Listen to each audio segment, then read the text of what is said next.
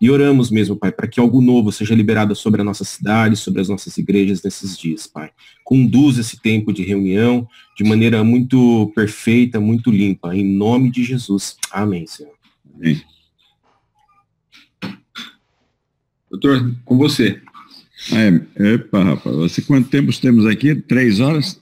O tempo que o senhor quiser. Nós estamos aqui, fala que a gente escuta. 3 minutos, né? Mas eu estava aqui pensando hoje de madrugada, o que prazer, estava meditando aqui num texto da Bíblia, me veio à mente 2 coisas muito importantes para a gente, principalmente nós que trabalhei a vida, um terço da minha vida útil em Campinas, aí na Avenida Brasil. Então, eu, falando com o pessoal, vocês líderes aí em Campinas, a minha mente veio 2 verdades. Primeiro, uma verdade bíblica, em Isaías capítulo 9, e segundo, uma verdade histórica, a região onde vocês estão.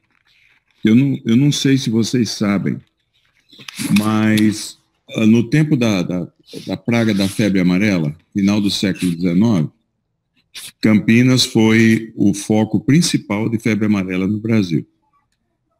Não sei se alguém sabia disso ou não? Não. E há histórias lindíssimas em Campinas, no meio da praga, da dedicação de missionários que aí estavam. Missionários metodistas, missionários presbiterianos e missionários batistas. Não é à toa que essas são grandes igrejas ainda hoje em Campinas. Eu estava lendo um relatório aqui da família Lane, família Lane. Todos conhecem, provavelmente já ouviram falar do Dr. Eduardo Lane, que foi professor da Unicamp, neto do famoso missionário Dr. Lane, que veio para o Brasil e foi responsável pelo seminário presbiteriano aí da Avenida Brasil, pela escola de línguas que a gente tem ainda hoje aí, que é hoje administrada pela Igreja Batista, lá no bairro de Jardim Guanabara. E o testemunho é lindíssimo. A praga, porque a febre amarela foi tão complicada quanto a praga de coronavírus que estamos vivendo. Era algo desconhecido, matando gente, foi uma coisa terrível no Brasil. E a família Lane, em particular, todo mundo fugia palavras para Uberlândia, para Uberaba, os missionários, todos caindo fora de lá. Mas um grupo de missionários liderados por ele, Dr. Eduardo Lane, decidiu ficar em Campinas. Muitos pagaram com a vida no meio da praga. E o resultado foi que nós temos o que temos hoje. Eles, com a sua dedicação, estabeleceram uma credibilidade para a questão do evangelho aí. 3 semanas atrás, eu recebi 2 ou 3 semanas atrás, um testemunho de uma pastora Roseline, lá na Itália. Uma das maiores guerreiras que eu já conheci na vida. Em Milão, imagina, norte da Itália. Ela é parte da rede. E eu tinha escutado falar de um pastor de 75 anos de idade que havia morrido em Bérgamo, fica a 30 quilômetros de Milão. Bérgamo é o epicentro, foi e ainda é o epicentro da praga na Itália, ao ponto de que 5.000 idosos acima de 60 anos morreram na cidade. Uma irmã da igreja dela, que é uma das poucas idosas sobreviventes, mandou um recado para ela, falou, estou só, perdi todos os meus amigos. E ela, então, colocou eu escutei um testemunho e tentei confirmar com ela se era verdade. E ela enriqueceu aquele testemunho. Era um pastor de 75 anos, veio a morrer ali em Bérgamo, e ele foi colocado com coronavírus na enfermaria dos contagiados, e ele ia de cama em cama, pregando o evangelho, e orando, e dando uma palavra de apoio para as pessoas. 4 dias depois que ele estava internado, teve que ser separado, porque a situação dele complicou, e ele veio para mais 5 dias numa unidade de tratamento intensivo, mas sem ser entubado. Então, os médicos e as enfermeiras vinham pela manhã e ele criou um pequeno grupo de oração e estudo bíblico na unidade de tratamento intensivo, enquanto podia falar. Depois de 5 dias, ele foi entubado, morreu 1 semana depois. No dia da sua morte, a Rosaline, que conheci, foi conversar online com o médico, e o médico falou: as palavras e orações deste homem, este ancião, não mudaram a sorte dele, ele morreu, mas transformaram as nossas vidas. Olha que coisa bonita. Transformaram as nossas vidas. Então eu estava pensando na realidade histórica de vocês todos aí, vivendo em Campinas, uma cidade que muita gente teve a vida transformada no passado, e hoje nós somos herdeiros dessa transformação, quase 130 anos depois, porque alguns abnegados não mediram esforços, não se esconderam, não tomaram sua prudência, mas foram audaciosos. Muitos sobreviveram, mas transformaram a realidade de Campinas 130 anos atrás, e os seus herdeiros espirituais estão até hoje com a gente. E outra coisa foi o texto bíblico da minha meditação, foi Isaías capítulo 9, que depois apesar de que Isaías 9 é uma profecia de dupla aplicação, é onde o menino nos nasceu e etc., aquele texto, aplica-se, a igreja gosta de usar para o nascimento de Cristo, o anúncio do nascimento de Cristo, e é verdade, 750 anos antes de Cristo nascer. O versículo 6 tem a ver com quem seria essa criança, o menino nasceu e etc. Contudo, em Mateus capítulo 4, ela é usada após a tentação de Cristo, já não é mais para a criança, mas para o adulto Jesus. Quando Jesus é tentado, em Mateus capítulo 4, eu estou com a Bíblia aqui, ele após a tentação, ele vai... deixa eu me abrir aqui. Mateus 4, de 12 em diante, após a tentação, ele volta para a Galileia, a terra da grande comissão.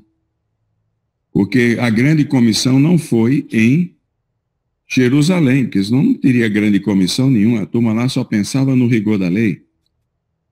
A grande comissão não foi em Samaria, porque Samaria só tinha preocupação com o sincretismo. Eram judeus que pareciam judeus, cheiravam com os judeus, mas tinham uma prática não judaica.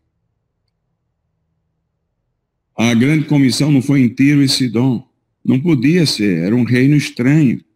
Deus não se associa com o ajuntamento solene com a iniquidade, era a terra da idolatria e da iniquidade. A grande comissão foi dada na Galiléia. Engraçado que toda vez Jesus tem um pronunciamento que tem a ver com a verdade missionária da igreja, ele não dá em Jerusalém, ele dá em Galiléia. E no contexto dos discipuladores, dos líderes, dos pastores, que são os 12 discípulos.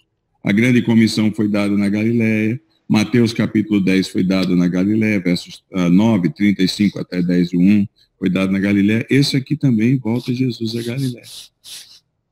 E ali o escritor bíblico usa o texto que a gente gosta de usar no Natal. Um menino nos nasceu. Só que ele não cita os nomes de Cristo em Mateus 4, 12. Ele cita a primeira parte da profecia que tem a ver com o coronavírus e com a realidade histórica de cada um de nós, onde estamos inseridos. Onde eu estou aqui hoje, sem poder sair nos Estados Unidos, tem 82 mil mortes. É muita gente. Você fica, é uma situação, é uma realidade de trevas, de morte. Onde o Brasil está nessa situação caótica que a gente está acompanhando aí. Mas foi nessa situação que Deus nos colocou. E olha o que é que diz o autor aqui. Terra de Zebulon, após a tentação. É importante que a gente saiba isso. Quando Jesus foi reafirmado diante dos poderes espirituais da sua natureza divina, como filho de Deus. Ele, após a conversa e a experiência dos 40 dias e da tentação, o texto diz, caminha além do mar e vai além do Jordão para a Galiléia dos gentios. Opa, observa bem, rapaz, já não diz até o termo, que era uma região tão estranha ao status quo de Jerusalém, que apesar de que era Galiléia dos judeus, os judeus de Jerusalém a chamavam de gentia. No local onde a fé encontra a não fé. É o lugar onde a igreja encontra a não igreja. É o lugar entre os de dentro encontra os de fora. Esse é o nosso contexto da pandemia, nosso contexto de realidade e morte, nosso contexto missionário da igreja. E nessa realidade aí da Galiléia dos gentios, diz assim, o povo que jazia em trevas viu grande luz, e aos que viviam na região e sombra da morte, resplandeceu-lhe a luz. Daí por diante, passou Jesus a pregar e a dizer, arrependei-vos porque está próximo o reino dos céus. Para mim foi uma iluminação, honestamente falando, vendo hoje aqui. Principalmente considerando o que nós estamos tratando aqui hoje pela manhã. O privilégio de sermos o luzeiro. A história atesta isto aí. Em a região de Campinas, que nossos ancestrais espirituais foram o luzeiro da cidade e do Brasil. Somos herdeiros deles hoje. E a Bíblia afirma essa verdade. O povo está andando em trevas. Não tem jeito. Esse vírus o vírus do medo, é uma coisa terrível. O mês passado eu escrevi um artigo que circulou aí pelo mundo inteiro sobre o conto dos dois vírus. Um vírus, coronavírus. Naquela época havia 278 mil contaminados pelo coronavírus. Agora são 4 milhões e poucos confirmados. E o vírus do medo. Naquela época haviam nascido em 4 meses 46 milhões de pessoas no mundo. Agora nasceram, desde que o vírus foi detectado, digamos aí, 1º de janeiro, nasceram 57 milhões. Naquela época haviam morrido 4 milhões e 16 mil pessoas, agora já morreram 5 milhões e 300 mil no mesmo período, do qual 280 mil foram de coronavírus. Há muito mais serviço para a gente agora do que tinha antes, que a população continua a crescer. Depois que isso passar, você vai ter mais gente para alcançar. E eu estava analisando a questão do temor. O vírus do medo é uma coisa terrível, é trevas. É tenebroso, porque retira da gente a capacidade de amar, de olhar para o outro e ver o outro não como uma ameaça que vai me fazer contaminar, mas como um objeto do amor de Deus e do meu amor para com ele. E o vírus do medo escraviza a gente, enclausura a gente, põe a gente dentro de uma grade. Mas nós cristãos já estamos livres dele, porque o verdadeiro amor já inoculou em cada um de nós a vacina contra ele. Já lançou fora o medo. E ao povo que está em trevas veio uma grande luz. Vós sois a luz do mundo. Essa é a grande mensagem da Bíblia. Nós somos. E se o que há em nós for luz, o nosso corpo será luminoso. Essa é a nossa grande oportunidade. Hoje eu recebi uma série de vídeos da Igreja Assembleia de Deus de Belém. Pastor Felipe Câmara, 40 anos de idade, cara. 40 anos de idade, assumiu lá aquele monstro daqui a Igreja Assembleia de Deus de Belém. Mal ele assume em janeiro, o coronavírus vem, Belém está caótico. Ele, quando falou com a gente a semana passada, ele tinha enterrado 17 no dia anterior, da igreja. Sem poder ir lá. Em 30 dias foram 55 membros da igreja mortos. A igreja tem um centro de convenções de 400, que eu preguei 2 meses atrás lá, onde tem 8 mil lugares. Ela transformou no hospital de campanha para 400 camas. Olha que testemunho bonito. O governo comprou 400 respiradores da China, todos vieram com defeito, não aproveitou nenhum. E ninguém pode enterrar os crentes da igreja que estão morrendo. O que faz numa situação dessa? Eu mandei para o Hildo, talvez o Hildo, você recebeu, né, Hildo? Compartilha com os outros aí depois, que é muito lindo. Como a igreja consegue ser luz no meio das trevas. Ele separou-se da sua família, a esposa e os filhos estão no lugar seguro, e ele foi morar dentro da igreja. Está morando dentro da igreja para poder cuidar dos membros da igreja dele que estão enfermos ou morrendo, para que pelo menos tenha um cuidado pastoral. Isso é um herói da fé para mim, tão jovem. Tão jovem. Lá na Itália, mais de 100 italianos, sacerdotes, morreram tratando com os enfermos. A paróquia continuou nos hospitais. Heróis da fé. Heróis da fé. Ao povo que estava em trevas, eis que veio grande luz. Esse não é um tempo do medo, não é um tempo do recolhimento, é um tempo da ação positiva. O cristão, ele caminha sempre no diapasão tem duas perninhas. A perna da prudência, a gente não se expõe à toa, mas a terra da audácia. A perna da audácia. É onde a gente tem que pensar no contexto de cada um de nós, como a gente pode surpreender. Porque Jesus, falando em outra ocasião, ele disse assim, se alguém pedir para você andar 1 milha, é a coisa mais normal. Por um amigo bom, a gente anda 1 milha. Vai com ele 2. O que é que Jesus falou, vai com ele 2? É porque a 2ª milha é inusitada. Ninguém faz. A 2ª milha é o inesperado. A 2ª milha é o que choca a outra pessoa, é a milha do choque. Ao povo que estava em trevas, nós somos chamados para andar a milha do choque. Dentro do diapasão da prudência e da audácia, este é o nosso momento. O que vamos fazer, sem sermos imprudentes, para audaciosamente andarmos a 2ª milha? No passado, alguns irmãos fizeram isso aí, nós somos os herdeiros. Porque, eu espero que o assunto esteja interessante, mas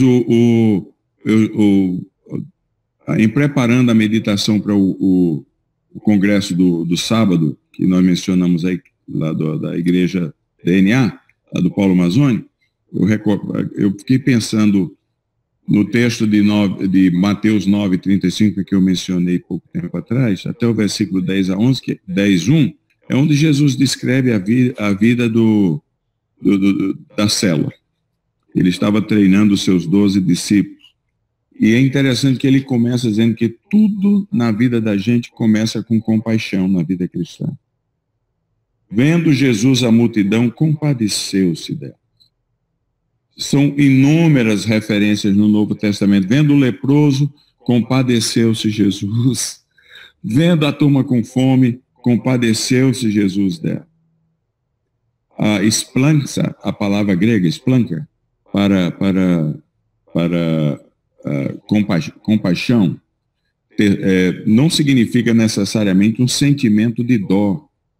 Significa originalmente uma dor profunda interna. Normalmente nas partes mais nobres internas do nosso coração, o rim, o fígado, as partes interiores da gente que produzem isso era no grego clássico. No grego koiné coloquial, ela já tinha mudado de dor profunda para uma sensação profunda, emocional, que levava o indivíduo à ação. E esse era o conceito nos dias de Jesus. Quando a gente vê essa situação aí, a gente tem que agir com compaixão, disse Jesus aos seus discípulos. A compaixão na Bíblia vendo a situação, é algo que você sente um sentimento de dó, de piedade, mas esse sentimento de dó e piedade, ele é negativo, ele pode virar exaltativo. Eu tive dó de fulano de tal. O sentimento de dó e piedade na Bíblia tem a ver com algo que motiva você de dentro para fora a fazer alguma coisa. Eu já tive crise no rim várias vezes. Quando acontece, você tem que fazer alguma coisa. A pedra no rim, você levanta, você roda, você chora, você toma banho, toma água, você vai ao banheiro, termina indo para o médico. Você tem que fazer alguma coisa para solucionar, porque a dor é demais. A situação no Brasil vai demorar ainda muitas boas semanas para ter uma situação de tranquilidade e equilíbrio. Vocês que estão no interior de São Paulo, vocês viram. 911% em 30 dias de aumento nos casos no interior de São Paulo. É o seu grande desafio. Essa dor das pessoas tem que gerar uma ação de cada um de nós. E eu preparando essa mensagem para lá, eu fiquei imaginando como é que a audácia manifesta-se nessa situação. Porque o modus operandi da gente agir durante o coronavírus é a audácia gerada pela compaixão. Jesus compadeceu-se das pessoas alimentando as pessoas. Jesus compadeceu das pessoas incluindo as pessoas. Ele viu o povo com fome, ele disse, dai de comer. Ele viu o leproso gritando, não se aproxime, eu tenho uma praga, o coronavírus me alcançou, não se aproxime. Ele foi lá e o tocou e o curou. Ele integrou o coronavírus, o indivíduo leproso, à sua família e à sociedade uma vez mais. E ele usou o vírus daquela ocasião para agir com compaixão, produzindo integração de liderança de obreiros para a produção do serviço. Não temos mais nenhum tempo, provavelmente no período de vida de cada um de nós não vamos ter outra oportunidade como esta, onde o mundo está chacoalhado pelas trevas, reconhecendo isso. O mundo do medo. Vocês são a geração, e eu, muito privilegiados. Nós somos aqueles que finalmente vimos um episódio que está abalando o mundo inteiro.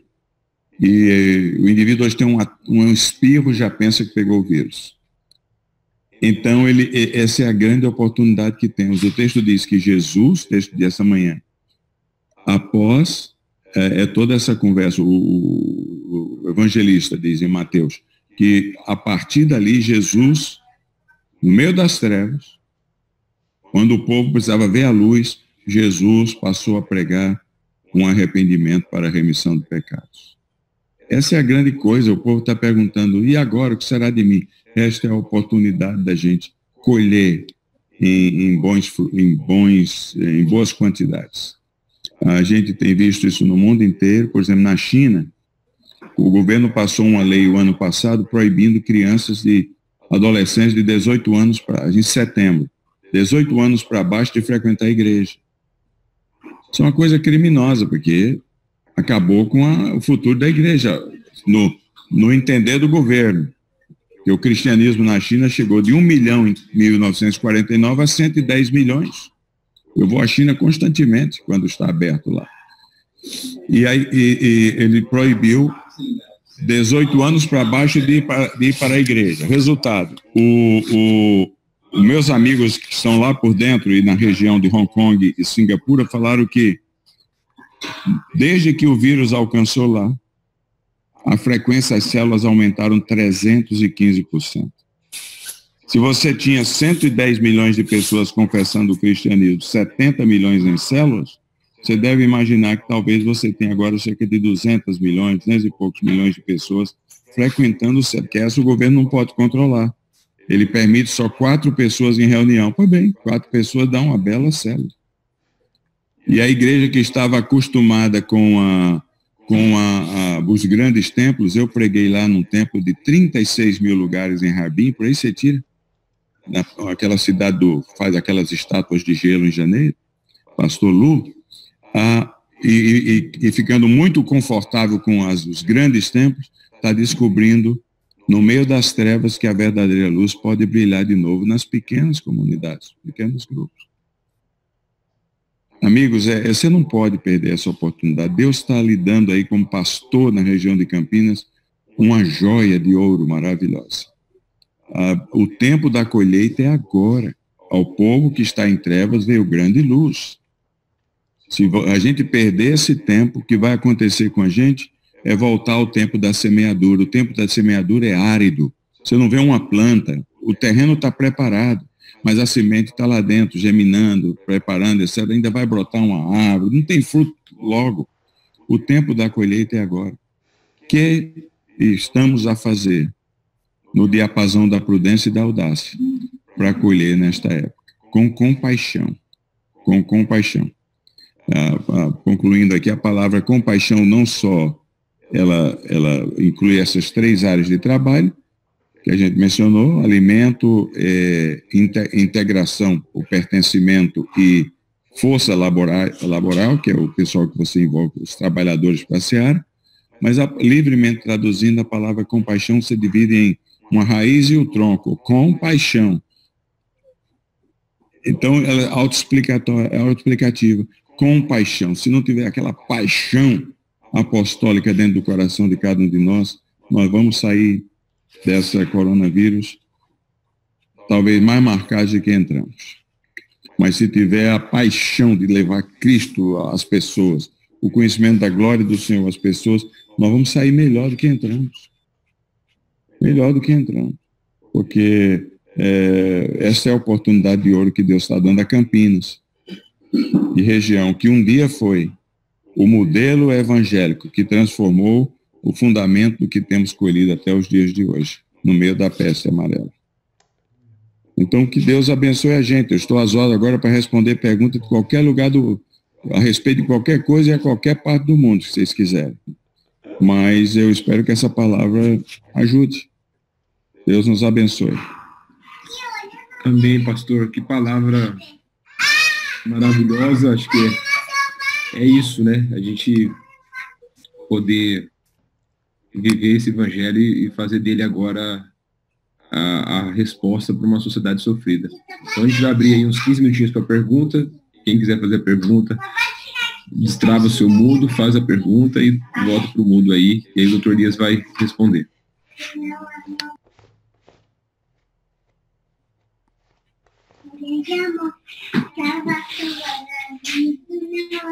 Todo mundo em silêncio. Irmão. Pastor Valdinei aqui.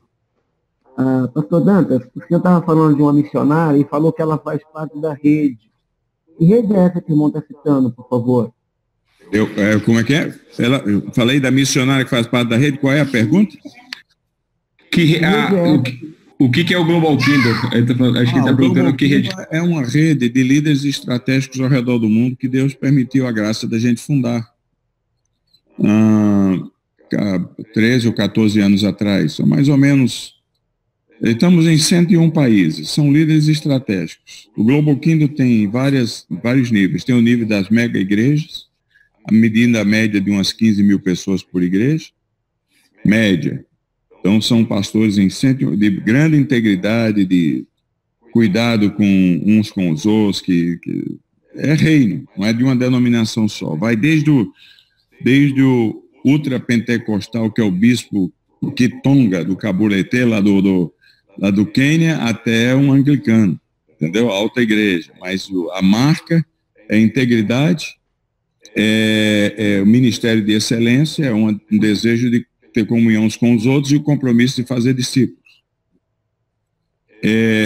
Então, a gente tem isso. Então, envolve os capítulos regionais, que são 21, onde você multiplica os números, que na mesa global são só mais ou menos 100 pastores, com as suas esposas ou esposos.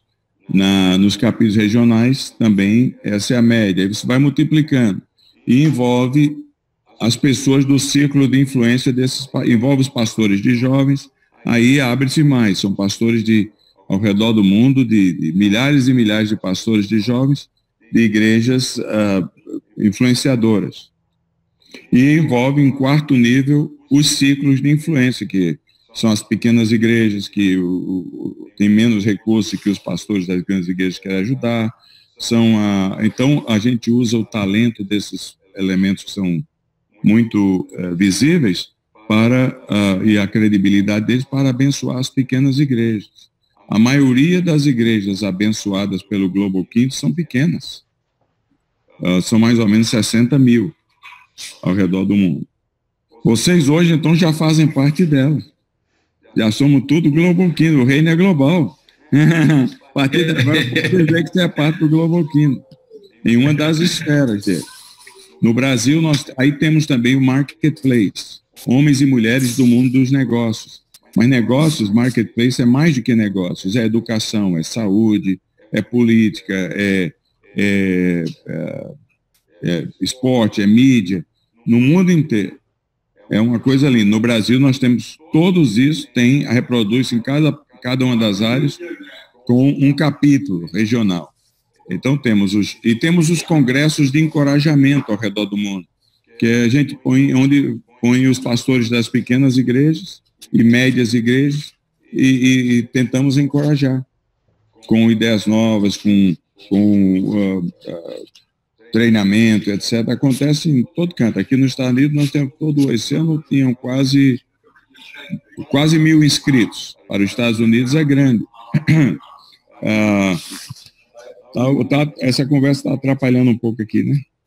Está ouvindo aí? Está atrapalhando? Tem gente conversando? Não? Tá bom? Então tá bom.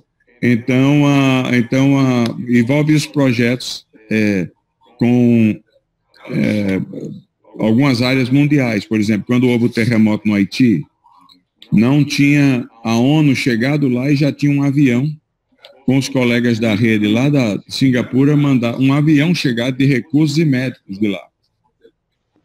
Quando a situação e ainda na Europa, os refugiados chegaram, os colegas do mundo inteiro se uniram e são 300 obreiros de tempo integral trabalhando hoje na Europa com todos de fala árabe, que foi assumido o capítulo de fala árabe, já batizaram 15 mil muçulmanos se converteram na Europa. É uma coisa linda. Hoje estamos reconstruindo na Síria centenas de casas para os cristãos que tiveram as casas destruídas e trabalhando com viúvas. São milhares de viúvas e os maridos tiveram cabeça cortada e elas estão lá com os filhos, etc. Então nós estamos com um projeto com elas, lá em Tartus. Todas elas muçulmanas estão vindo para Cristo, estudando a Bíblia em pequenos grupos, os filhos também, é uma coisa maravilhosa. No Iraque o Iraque foi maravilhoso, com mais ou menos deu calor, o Yazidis tudo morrendo de calor lá na região do Kurdistão, e a rede se uniu para trabalhar lá, mas não aparece o nome da rede em canto nenhum, porque a gente sempre trabalha através das igrejas locais, as pequenas igrejas, as médias igrejas, para dar credibilidade a todas elas. A rede não tem orçamento, a rede não tem presidente, eu não sou presidente de nada, eu sou um facilitador. A rede não tem um website, a rede não chama TV nem câmera para publicar as nossas reuniões, todo mundo já tem câmera suficiente, não precisa de mais uma. É apenas uma questão do reino, de ajudar os outros. E no Brasil nós temos aí algumas coisas que estão funcionando muito bem. Por exemplo, ano que vem, se o tempo e a mudança permitir, nós vamos ter o primeiro encontro brasileiro de treinamento de lideranças políticas brasileiras. Queremos pôr 4.000 pessoas brasileiras que queiram, que não é ano de eleição, não tem problema, então 4.000 pessoas brasileiras que estejam ou no ramo de administração municipal, secretários, etc., vereadores, prefeitos, deputados, senadores, governadores, quem queira se candidatar, e nós vamos trazer gente do mundo inteiro para nos ajudar nas áreas de treinamento. Por exemplo, o que é que fazemos agora que os evangélicos já são influência, 50% da população brasileira? Porque quando a gente era, como na minha conversão, 3%, nossa conversa era atacar a Igreja Católica e falar que éramos perseguidos. Essa conversa não pode ser mais. Hoje a nossa conversa é a transformação da nação. O que temos a ver com emprego, com saúde, com segurança? Essa tem que ser a conversa dos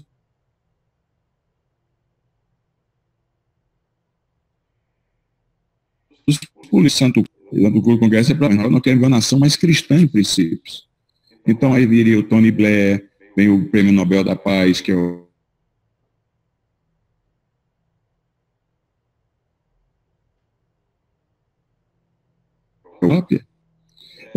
vai ser uma coisa maravilhosa. Todos vocês são convidados.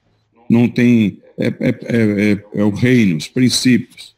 E para que no final tenhamos mais discípulos. E temos esse que você pode participar, você pode mandar os seus jovens, líderes, não é um congresso de mocidade, é liderança.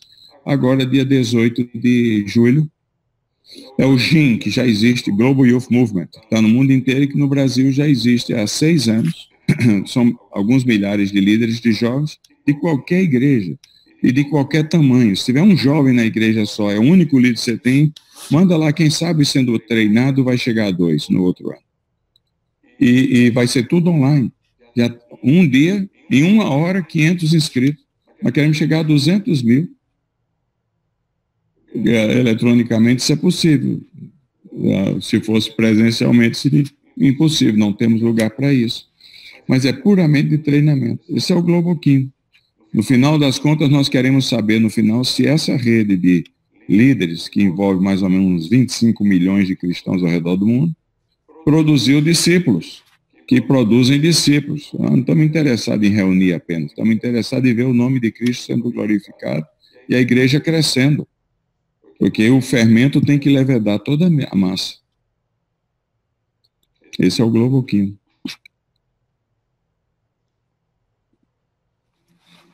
Mais alguma pergunta?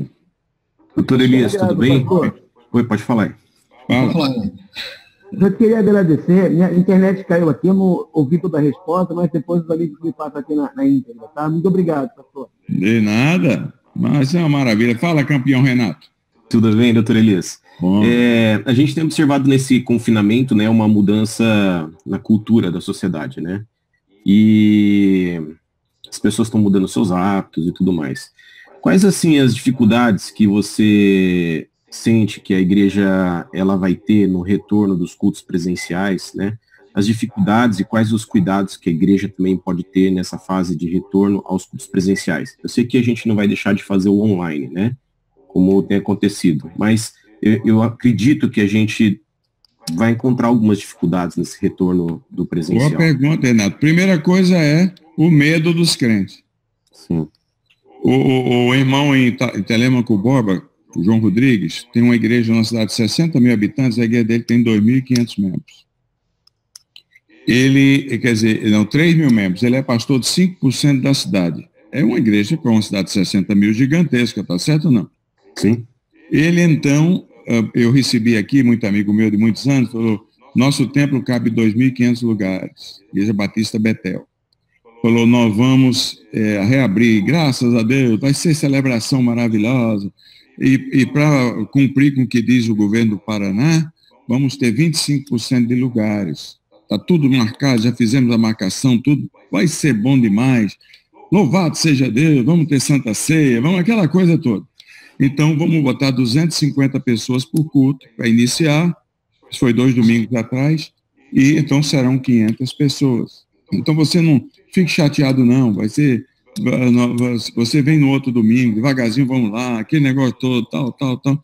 E eu ouvindo aquilo ali. E me alegrando com ele, homem cheio de fé. Aí, passou o domingo, ele não falou comigo na segunda, na terça, eu liguei para ele, falei, e aí, pastor João? Ele falou, estou muito triste. Falei, por quê, rapaz? Ele falou, reabriu o culto? Eu vou reabrir. Fizemos lá tudo como tinha combinado, esperando, tal. E qual foi o resultado? Um total de 60 pessoas.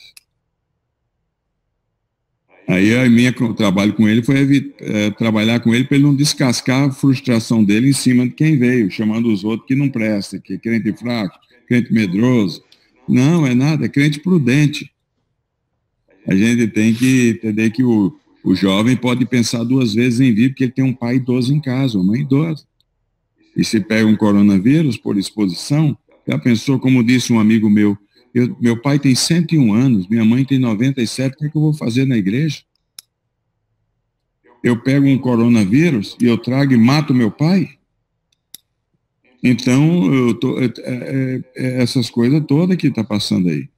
E a gente tem que entender essas coisas. Nós vivemos num tempo diferente. Vê com o que vai dando. E dê graças a Deus pelo que vai dando. Não perca o contato com o de fora. O grande segredo da igreja, irmão Renato e cada um de nós, que vai sair bem desse coronavírus, não é o cuidado pastoral com os membros. Porque se você acha se a pessoa acha que está mantendo um cuidado pastoral apenas por um culto online, é um fracasso a pessoa. Porque eu, por exemplo, num domingo eu frequento 6 cultos em 1 hora. Eu vou clicando por curiosidade, está cheio de curioso. a gente tem que encontrar uma fidelização dos irmãos. Então, como é que você vai desenvolver isso aí? As atividades online vêm.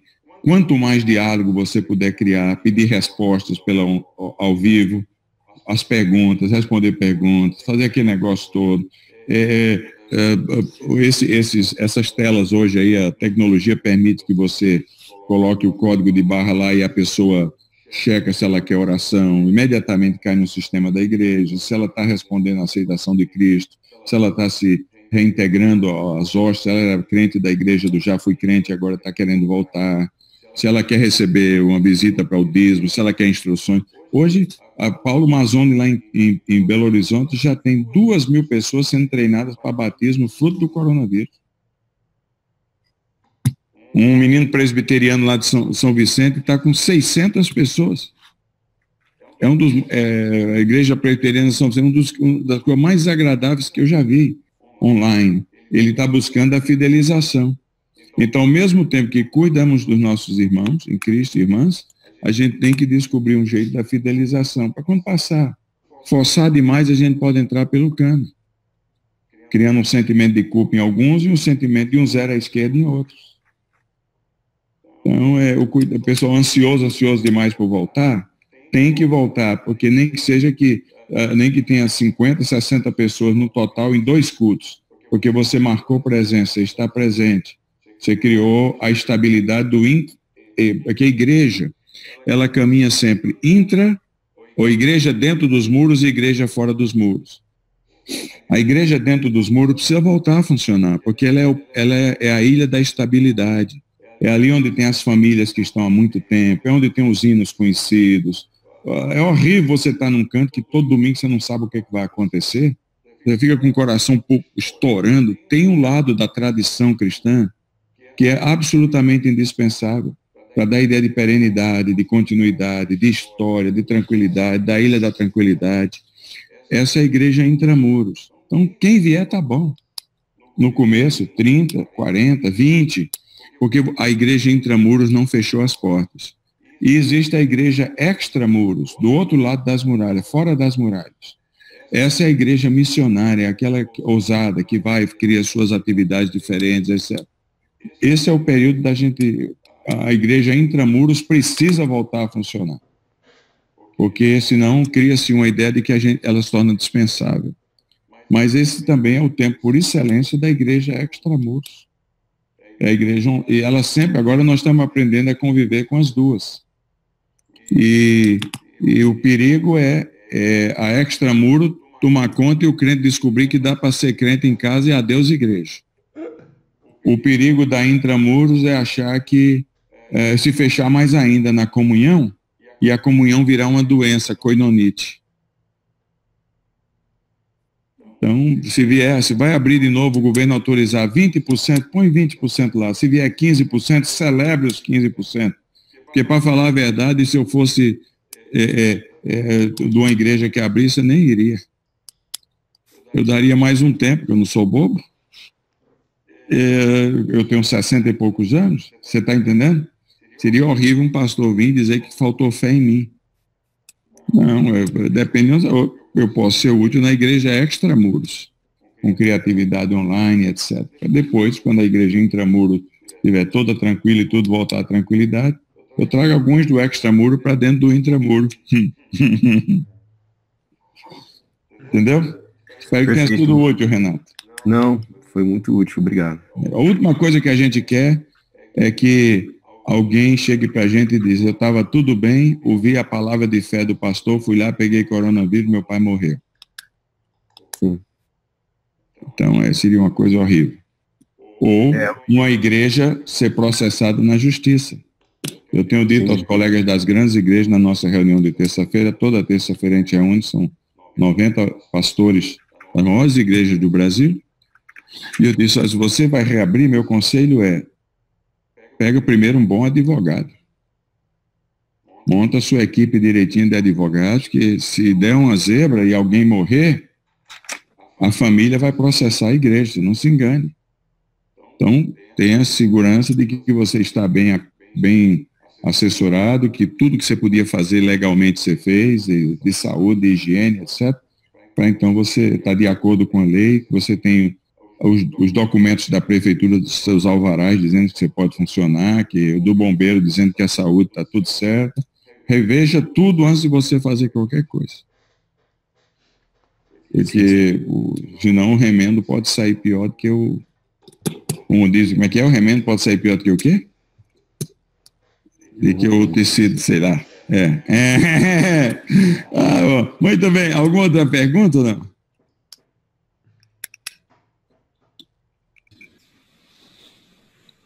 Pois não, pastor Welton. Tudo bom, doutor Elias? Aquela vida abençoada. Emenda é melhor que soneto. Ah, tá vendo? Emenda é melhor que soneto, é isso aí. Muito boa resposta, né? Fugindo um pouco desse assunto, talvez aproveitando a sua experiência de 1/3 de vida em Campinas. Campinas tem uma história muito peculiar. Inclusive, ela era para ter sido riscada do mapa na época da febre amarela. Isso. Como a cidade do Japão, a cidade da Rússia, lá por causa da radiação. E ela sobreviveu. E sobreviveu, inclusive levou na nossa bandeira o Fênix, que é uma figura da mitologia grega que diz que renasceu dos mortos. Tem igreja que nem põe a bandeira de Campinas porque acha que é uma influência negativa. Mas o que eu queria saber de você começou um assunto que a gente lê nos livros de história, mas não conhece, o lado desses missionários, o lado dessa ação da igreja, porque Campinas também é uma das poucas cidades no Brasil, no século XVIII, que já tinha um trabalho evangelístico e cristão protestante no Brasil. Eram poucas cidades que tinham esse trabalho, e Campinas tem toda uma geração que foi formada por esse princípio. E, por outro lado, a gente vê assim que Campinas é muito procurada para ser sede de vários movimentos cristãos e místicos. Assim, há alguma coisa sobrenatural que age em Campinas.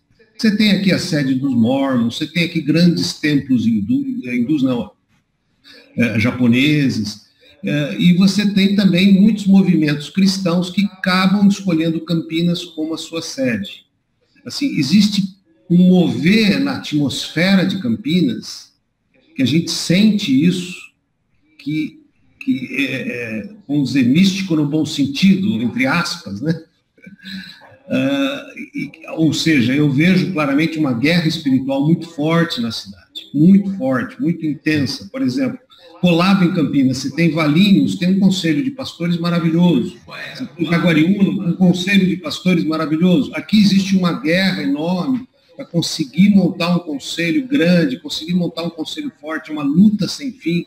Ou seja, e é uma coisa assim de potestade mesmo, porque passou a fronteira. Por exemplo, eu atuo na área de empreendimentos de arquitetura. Se tem um condomínio em Campinas, as pessoas não se conversam no elevador, não se conversam na área comum, não se relacionam. Você passou a fronteira para Valinhos, você vai lá no sábado, eles estão fazendo churrasco, estão tendo comunhão, estão jogando bola. Fala, peraí, o que acontece em Campinas? Então, nós estamos com 32 pastores aqui. Comecemos com essas 32 igrejas. Amém. O grão de mostarda vai se transformar numa grande árvore, uma plantação. A gente tem que começar onde a gente está. Então, comecemos a usar palavras abençoadoras com relação à cidade. Muito de Campinas é espiritual, muito de Campinas é político, muito de Campinas é geográfico. Campinas é muito bem localizado. E tem um aeroporto internacional, então é natural que mais organizações de todos os tipos queiram estar por aí. Tem grandes universidades, tem os crânios das pessoas aí, inteligentes, para prover, sem ficar com muito gasto de trânsito em estradas e tempo, prover uma boa malha de empregados para as empresas.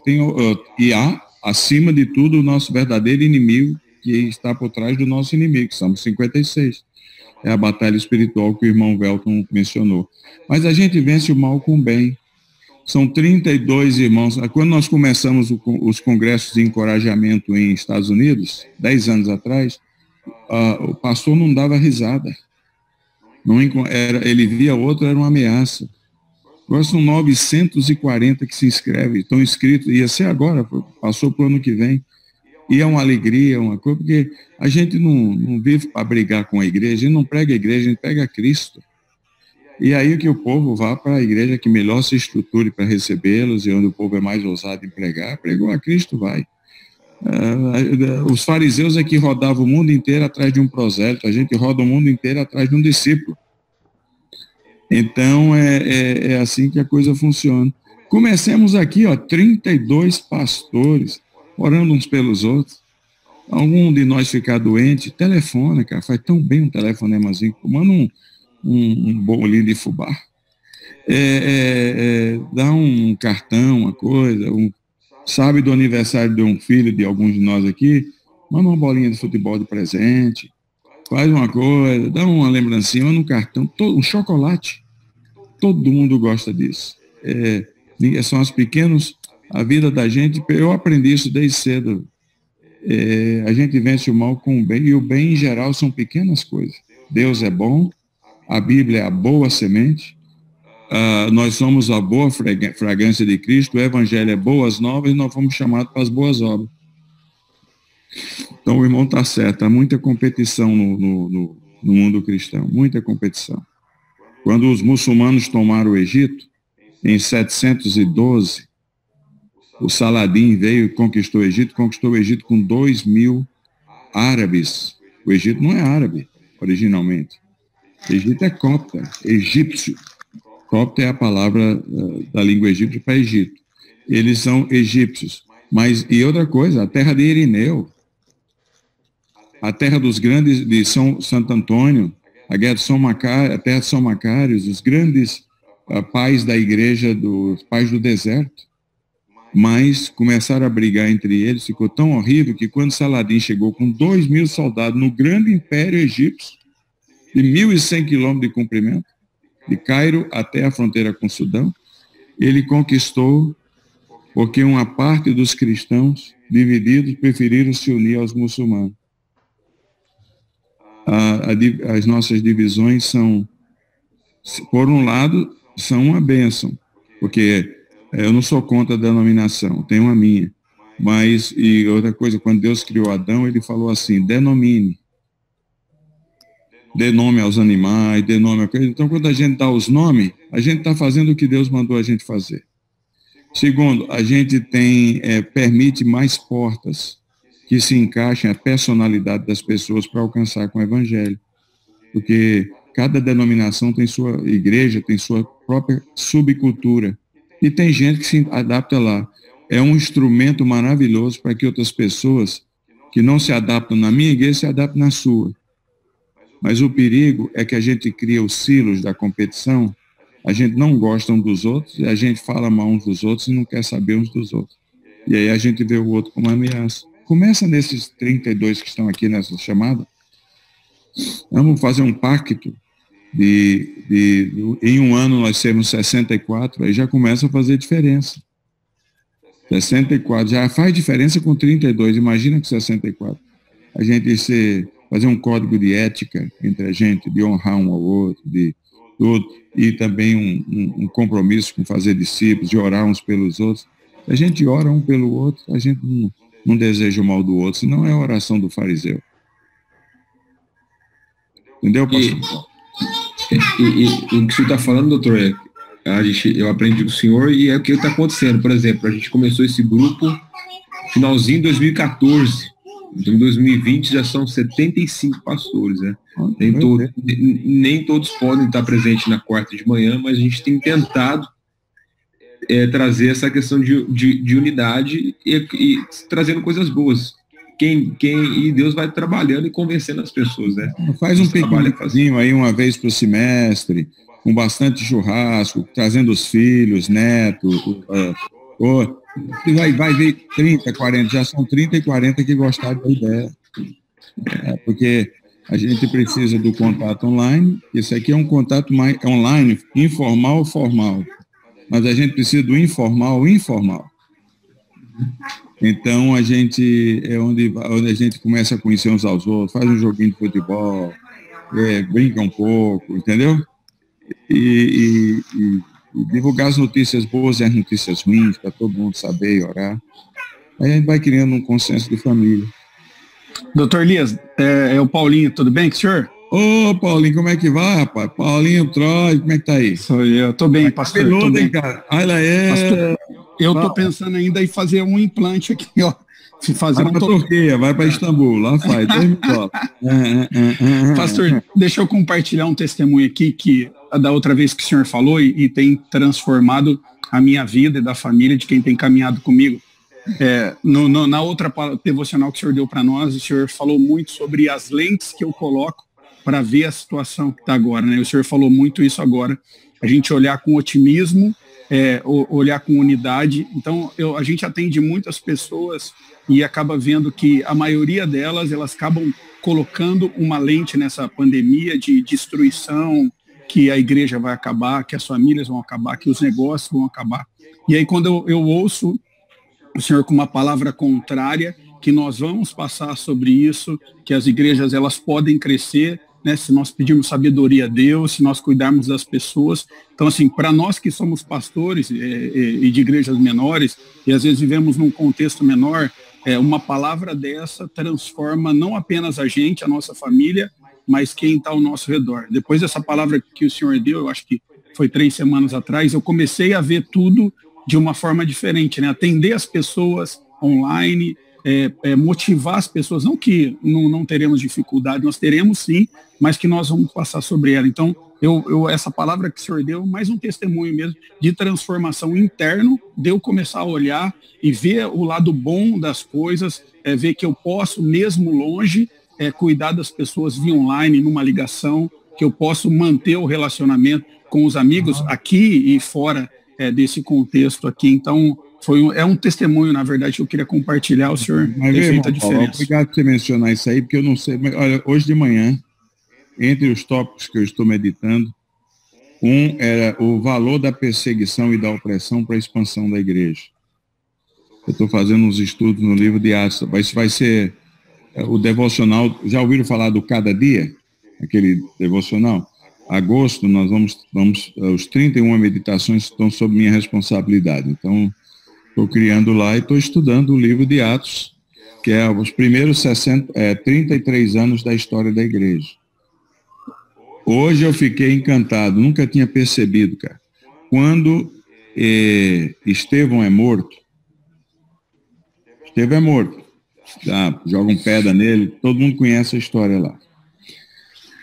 Capítulo 7 de Atos. O texto diz que os que foram dispersos como? Pela perseguição, estavam morrendo, cara. Tem coisa pior do que você viver com o sentimento de que o Big Brother está atrás de você e vai liquidar com você. Os que foram dispersos saíam pregando a palavra com alegria. Está escrito lá, capítulo 8, versículo 1 em diante. O cara é o primeiro êxodo por guerra civil, começaram a matar cristão. Paulo consentia na morte dele. Paulo estava lá. Aí é uma coisa impressionante que eu nunca tinha me perseguido. O que a dificuldade gera quando ela é vista como oportunidade, não como uma destruição, na vida de todos nós. Porque, primeiramente, diz o texto que eles foram pela Judéia e Samaria. Mas só que no capítulo seguinte você encontra crentes em Damasco. E Paulo se convertendo em Damasco. Um dos membros da igreja, já estou falando aí a 80 quilômetros de distância de Jerusalém lá. E vai pelo Monte Hermon, entrou, os Abadanes chegaram em Damasco, 80 quilômetros. Não havia igreja. Como é que a igreja foi estar lá? Foi por causa da situação da perseguição. O cara batiza Paulo no capítulo 9, na casa de Judas, que até hoje está lá, porque eu já visitei 3 vezes em Damasco, onde Paulo foi batizado. Chama-se Rua Direita, a casa de Judas, batizado por Ananias. Então, a igreja sai de Jerusalém, Judéia, Samaria, vai subindo. Veja bem, Galiléia já devia estar, porque os discípulos vieram de lá, atravessa, o norte da Galiléia já é a colina de Golã, já é Síria. Chega em Damasco. Capítulo seguinte de Atos, você encontra a igreja que se espalhou vai para a Fenícia. Fenícia é Líbano, é Tiro, Sidom, na parte, na costa do Mediterrâneo. Você encontra a igreja chegando a Antioquia. Antioquia já é antiga Assíria, hoje Síria. E aí, de Antioquia, você encontra a igreja formada por judeus e gregos, e se torna a igreja missionária por todas as províncias da Anatólia, onde hoje é a Turquia. Eu fiquei encantado. E aí Paulo se converte. E aí Pedro, que vai para Cesareia e vai para Jope, na fronteira com o Mediterrâneo, e encontra o lençol com os animais, e o centurião que se converte, e o pessoal que vem de Cesareia. A igreja começa a se espalhar no meio das dificuldades. É difícil encontrar na Bíblia algum caso que a igreja se espalha no meio da bonança. Pedro escreve a sua primeira e segunda carta aos judeus da dispersão, tudo passando uma situação difícil, onde eles se encontravam. Não é fácil. Paulo escreve para Timóteo, 1 e 2 Pedro, no meio de Timóteo, 1 e 2 Timóteo, no meio de Timóteo enfrentando todo tipo de questionamento na igreja, porque era um jovem. Ao ponto de Timóteo estar tão desencorajado que Paulo diz, para com isso, Timóteo, você é meu discípulo, ninguém despreze a tua mocidade. A Bíblia é uma coisa maravilhosa. A Bíblia escreve o apóstolo escreve para Corinto, uma igreja tão complicada, cara, que só 1 Coríntios tem 24 rolos. Eu uma vez comecei a pôr os problemas da igreja de Corinto em ordem alfabética, depois tive que importar a letra de outros alfabetos, porque da língua portuguesa já tinha ido. Passou mais do que o nosso limite. Num livro, sem entrar em 2 Coríntios. Como é que essa igreja de Corinto veio à existência, que não foi plantada por Paulo? Como é que ela veio a existir? Paulo escreve para ela. Você volta lá para Filipe e Estevão. Aí a igreja na Etiópia, cara, que existe até hoje, a igreja do norte da Etiópia, onde é que esse pessoal, do século II, dentro das cavernas, onde é que esse povo organizou essa igreja? Qual é a herança deles? É a perseguição, é o sofrimento. O cara estava pregando. Aí outra coisa que eu vi também foi os diáconos. Você pegar a lista dos diáconos de Atos capítulo 6, tudo pregador, rapaz, não era só fazer o bem, é porque eles entendiam que fazer o bem é irmão gêmeo de ser o bem. Então, como é bacana, eu fiquei encantado, eu estou incentivando vocês a estudarem aí, porque essa é a nossa oportunidade. Obrigado por ter trazido o assunto aí, campeão. Obrigado, meu pastor, de sempre as palavras de sabedoria aí. O senhor tem ajudado muita gente, há alguns anos já, o senhor tem nos ajudado. Obrigado, que Deus continue abençoando o senhor poderosamente. Vocês aqui me dão um privilégio. Vamos lá, mais alguém, alguma pergunta? Se tiver tempo, que para mim tá ok. Aproveita, gente.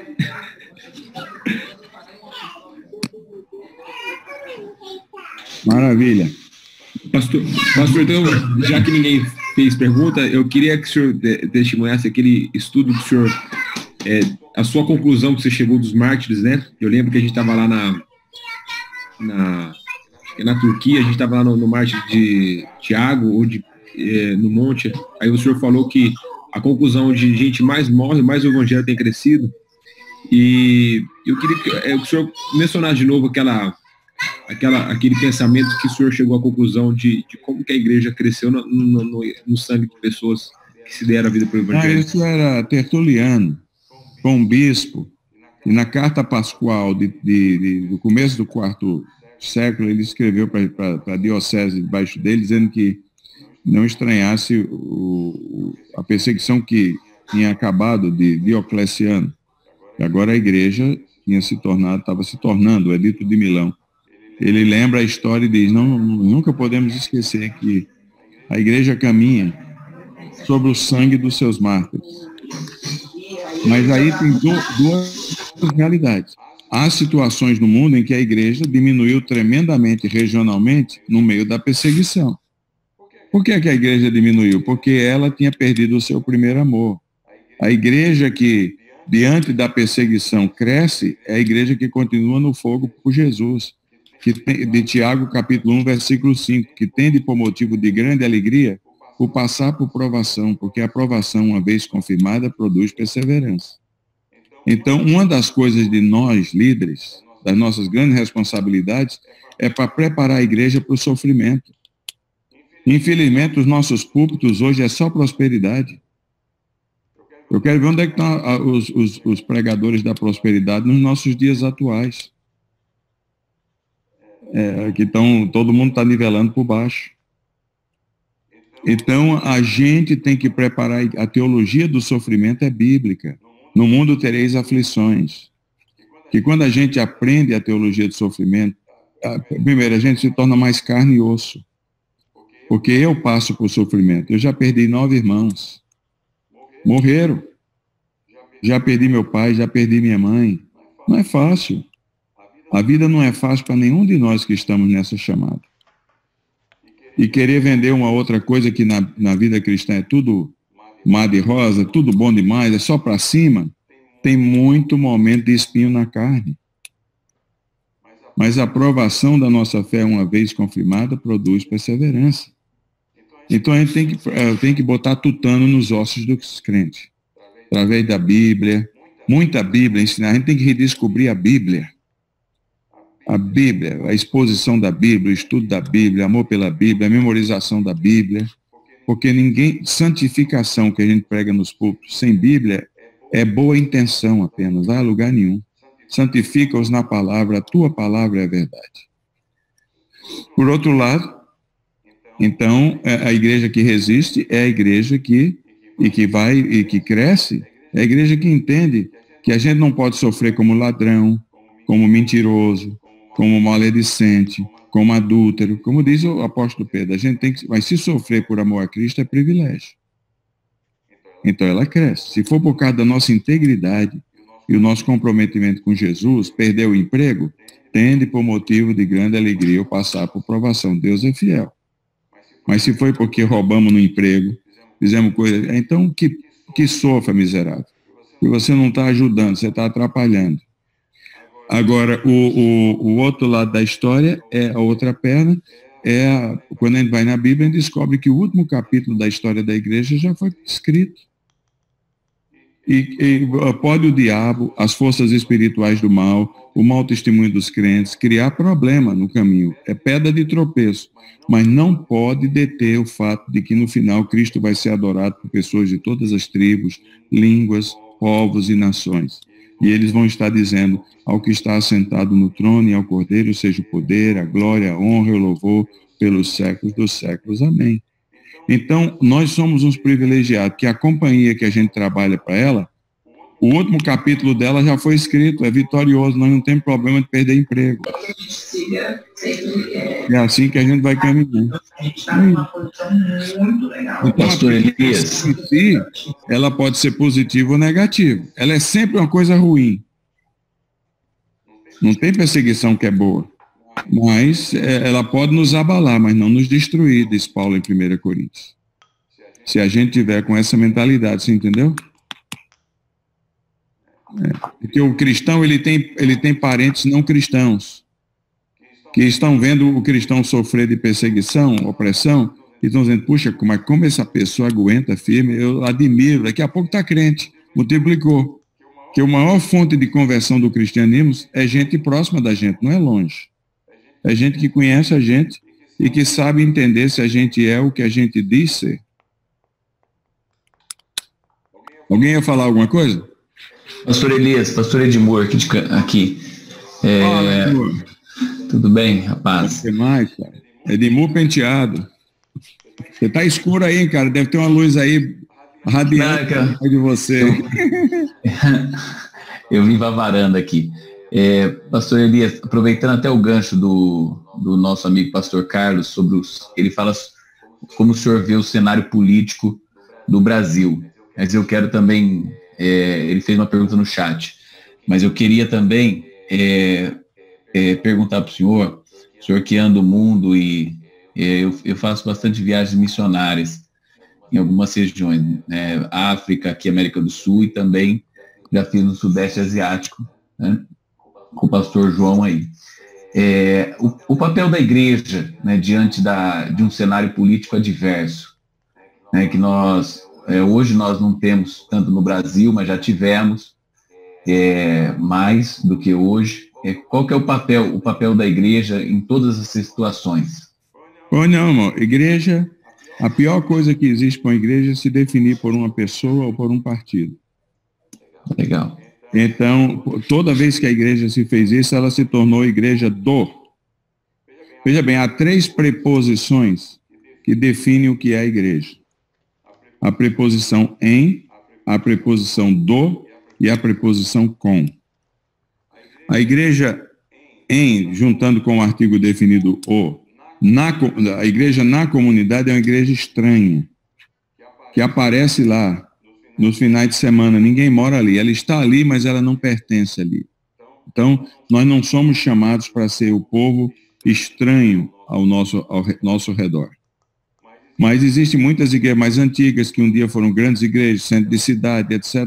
Fica a semana inteira fechada, e no domingo um povo que ninguém conhece por ali aparece lá para um culto. É uma igreja na comunidade, mas não é uma igreja que transforma aquilo ali. A outra preposição é a igreja da comunidade. Essa é a igreja onde ela foi se fechando tanto na mão de grandes famílias da comunidade, etc., ou ela foi ficando um gueto tão horrível que ela perdeu sua capacidade profética. Ela não consegue mais falar as situações da comunidade, porque, na verdade, os assuntos dela são decididos na sala de jantar de algumas famílias. Então, ela está ali, mas ela é um gueto, ninguém penetra. É uma coisa tremenda. O povo está bem, mas é porque é uma extensão da reunião de algumas famílias. O resto da comunidade não é afetada. A terceira é com. A igreja com a comunidade é uma igreja de princípio, que ela não olha a comunidade ao seu redor como uma oposição a ela, mas olha como um povo que proveu toda a membresia dela. Vieram tudo de lá, então ela é muito agradecida. E ela olha a comunidade como um local onde ela pode ser sal e luz. Ela trabalha com eles, porque eles ainda não são da igreja. Ela enfatiza o ainda. Ela não diz, é um grupo de não crentes. Ela diz, ainda não crentes. Ela não diz um grupo de perdidos, de jeito nenhum. Ela diz, é um grupo dos ainda não achados. É bem diferente. Então ela envolve a turma, ela quer servir a comunidade, etc. Essa é a igreja de princípios que nós buscamos. Toda vez que a igreja se torna uma igreja de alguma coisa, ela perde a sua voz profética. E esse é o perigo no mundo inteiro. Tudo ia bem com a igreja, até a igreja se transformar a igreja do Império Romano. Na hora que ela se transformou a igreja do Império Romano, a igreja imediatamente aliou-se com Constantino. E ela ficou constitucionalizada. Então, você aprenda a lição. O Brasil hoje, nós não somos de Bolsonaro, nem de Lula, nem de ninguém. Nós temos que ter os nossos princípios. Porque o que acontece é o seguinte, saiu um artigo nos Estados Unidos aqui uns 2 meses atrás, 50% da população, que até no dinheiro põe em Deus nós cremos, acredita hoje que o país seria melhor sem a igreja. 1 em cada 2 americanos preferia não ter igreja nos Estados Unidos. Mas qual é a fonte disso, meu Deus? A fonte disso é porque a partir do final da Segunda Guerra Mundial, paulatinamente, os evangélicos, especialmente, foram se alinhando ao Partido Republicano. Hoje, ser cristão evangélico nos Estados Unidos não é ser democrata, é ser republicano. E ser republicano é apoiar o Donald Trump. Então, como 50% da população americana não é evangélica, ela não é democrata, republicana é democrata, o democrata hoje não pode mais se confessar evangélico. Ele é ojerizzado pelo Partido Democrata e prefere ficar inerte. É uma tragédia.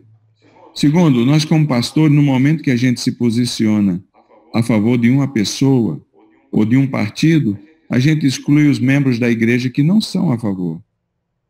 E aí a gente torna a igreja só a nossa imagem e semelhança. E a gente perde muita gente. Elas podem estar ali, mas você e eu deixamos de ser o pastor daquela pessoa. Você pode estar pastor, mas você já não é mais.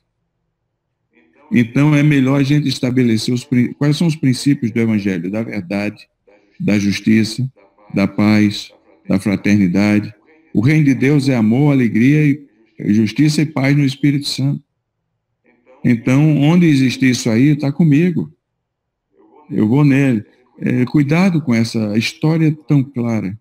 Veja o Império Francês, a igreja, o discreto que ela caiu ao ficar alinhada com Luís XV. Vê o Santo Império Germânico, a igreja, Carlos Magno, a igreja afinada com Roma. Olha o discreto que gerou. Veja o Império Mexicano, afinado com até vinha o grande general da Revolução, que até hoje a igreja não pode ter propriedade no país. Igreja Católica, casa daquilo. Vê o grande Império Português. Meu Deus do céu, que situação. Vê a situação de Portugal, totalmente gerido por comunistas e socialistas. E está liberalizando as coisas lá. O último grupo a ser consultado é a igreja, em tudo. Eles simplesmente não vê mais utilidade na igreja. Então, porque um dia a igreja resolveu afinar-se ideologicamente e deixar isso muito claro com pessoas e partidos. A gente é de princípio. Então, meu amigo, você fez essa pergunta. A pior tragédia que eu vejo é ver colegas defendendo indivíduos. Porque, em média, eu vejo os sites, me puseram num site aí de grandes líderes brasileiros, eu fiquei nele 4 horas, pedi para sair imediatamente. As palavras de ordem não eram do evangelho, vamos para a rua, vamos botar para quebrar, vamos fazer tal coisa para evangelho. O cristão é chamado para outra coisa. Então é isso aí. Bom dia, pastor. A nossa independência é absolutamente necessária, senão, no final das contas, a gente não tem ninguém que defende a gente, humanamente falando. Você não se torna independente, qualquer um dos lados vai pisar sobre a gente. Eu não sei o que é que vocês acham, concordam? Concordo plenamente. Plenamente. Pastor, a última pergunta do Rodrigo Félix vai fazer uma pergunta e a gente já ora para encerrar. Perfeitamente. Que o pessoal aí tem a agenda e aí a gente segue. Eu estou sentado aqui, mas eu tenho bastante coisa para fazer. Eu sei, por isso mesmo. Então, aproveitar também para na próxima oportunidade a gente está... Quando passar essa coisa ruim, nós vamos aí, vamos ver se esse grupo de pastores, que é a segunda vez que a gente se encontra fisicamente. Fechado, a gente programa.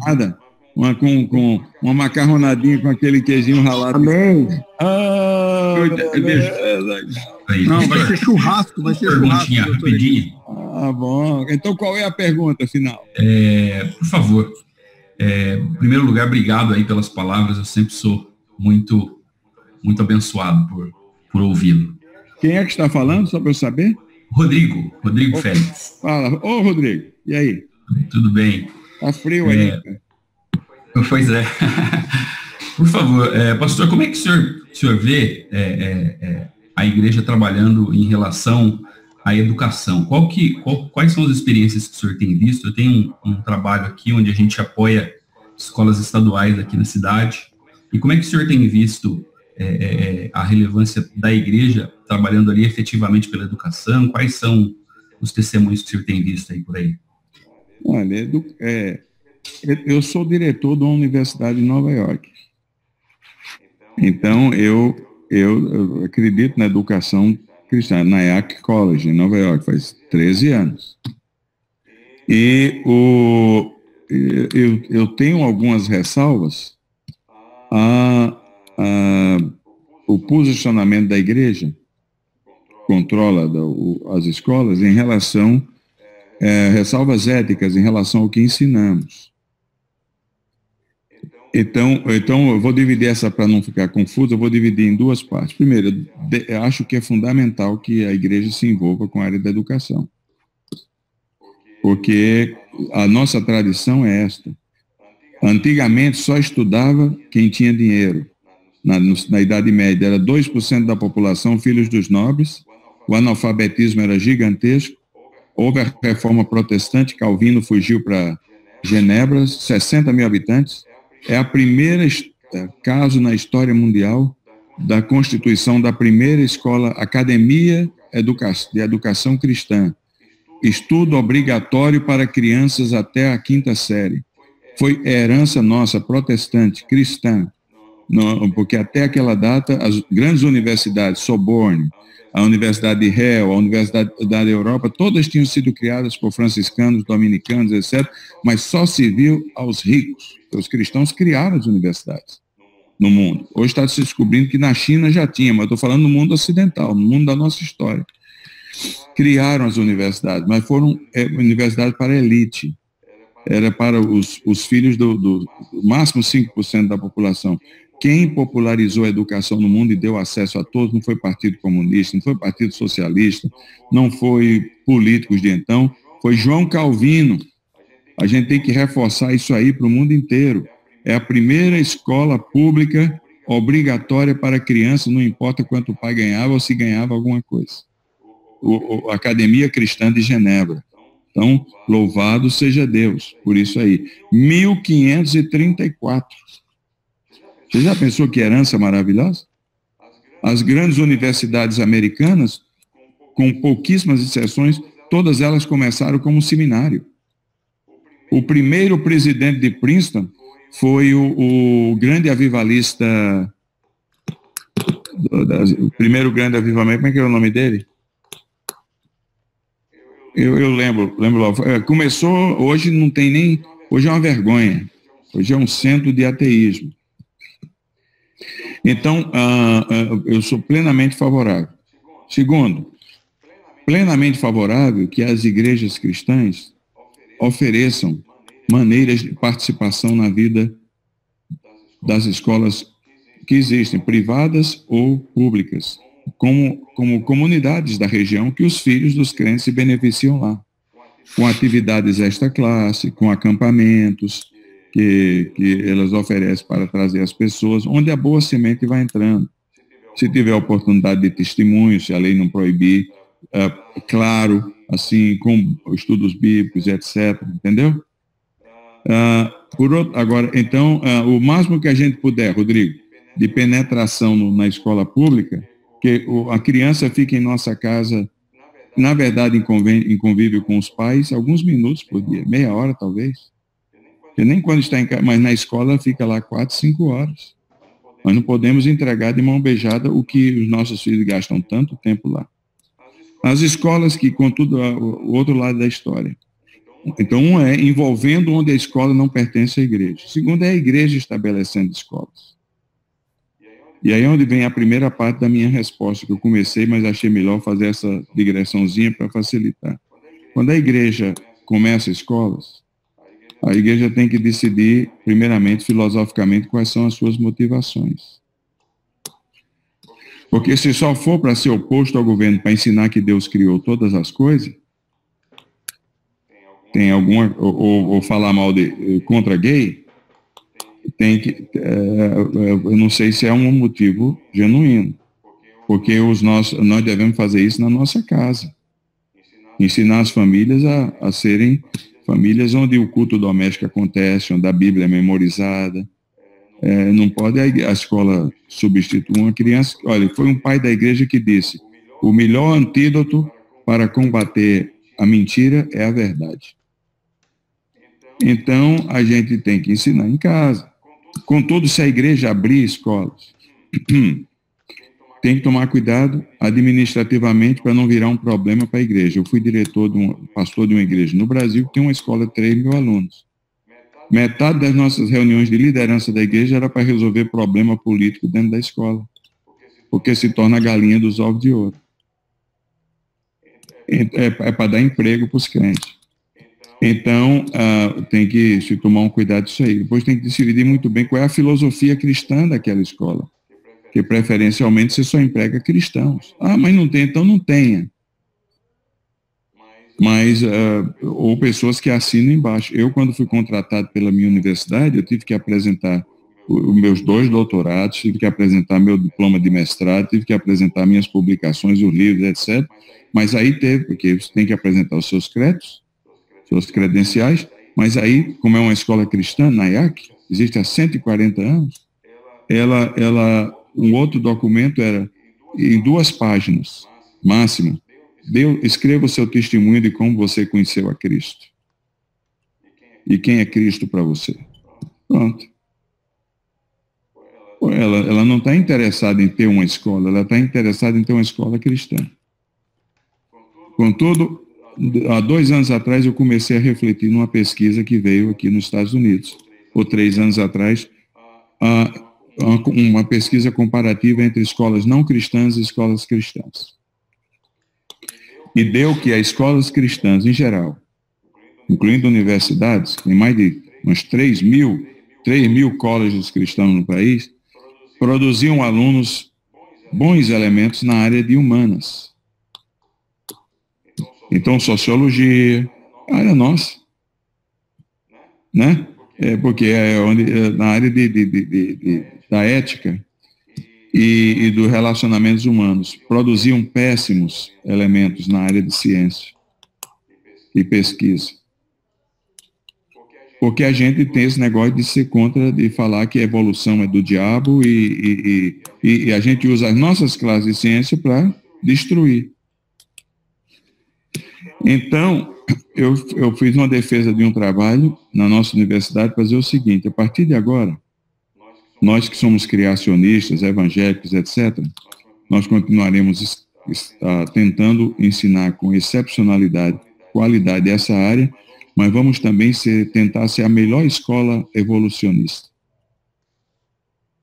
Não como defendendo, mas ensinando, para que o nosso aluno que profundamente crê na sua cosmovisão de que Deus criou todas as coisas, possa sobreviver no mercado de trabalho que pensa diferente.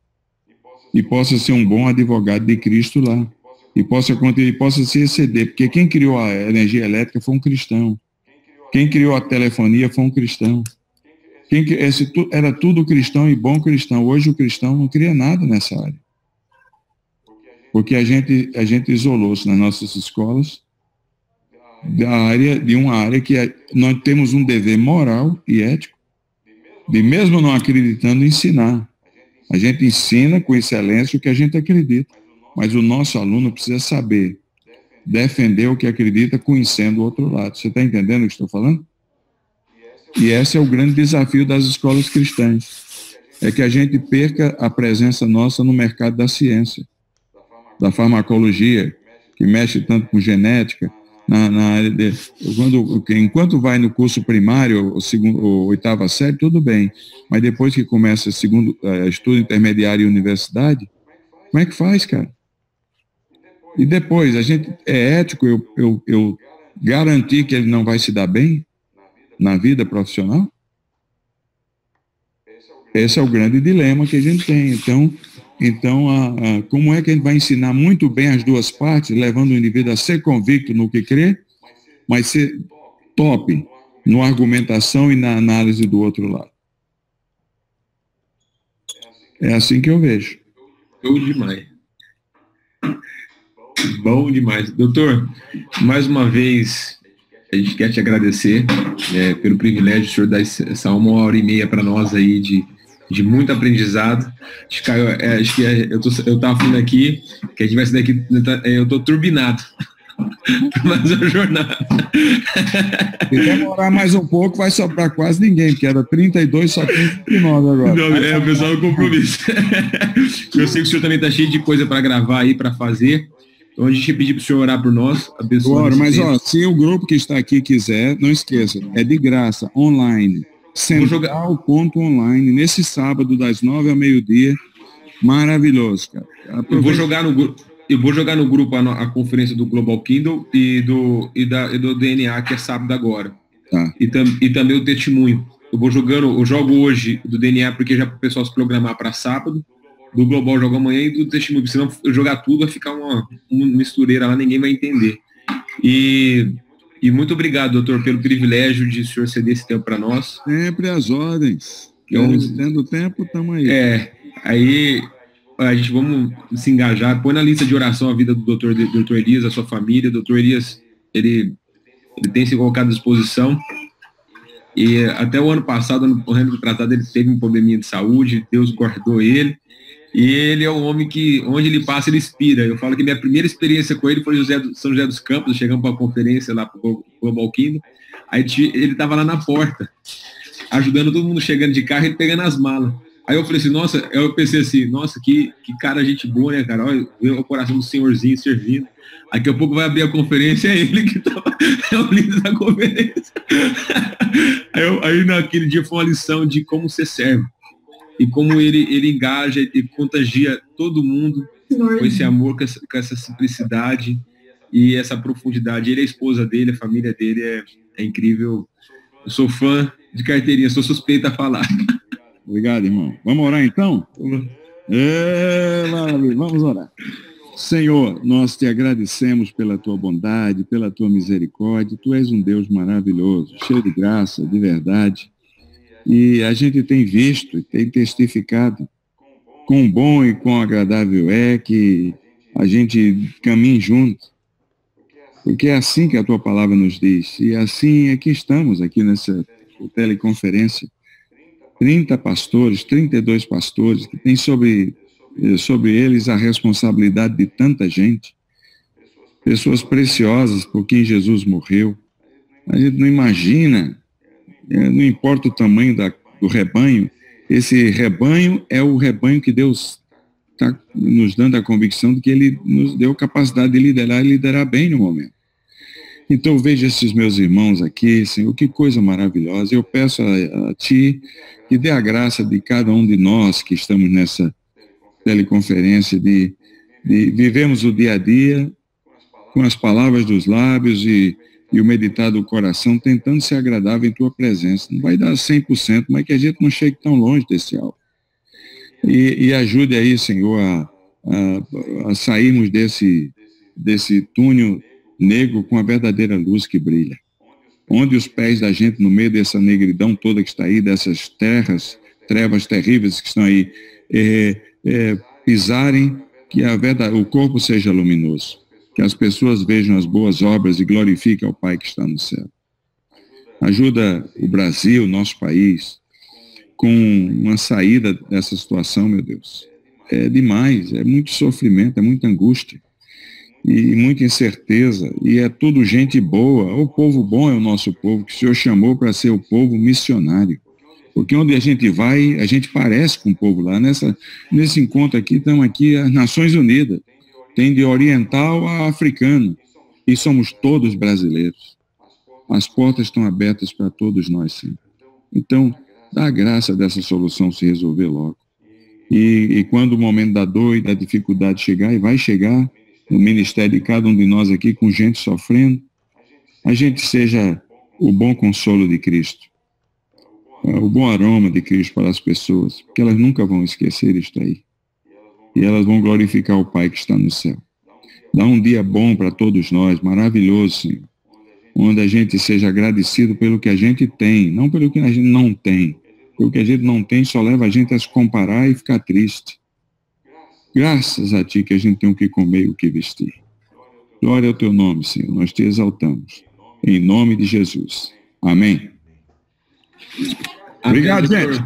Obrigado, Deus abençoe. Obrigado, doutor Elias. Um bom dia aí, hein? Obrigado, pastorzão. Maravilha das maravilhas. Vamos pagar a linhada quando eu for aí, hein? Fechado, combinado.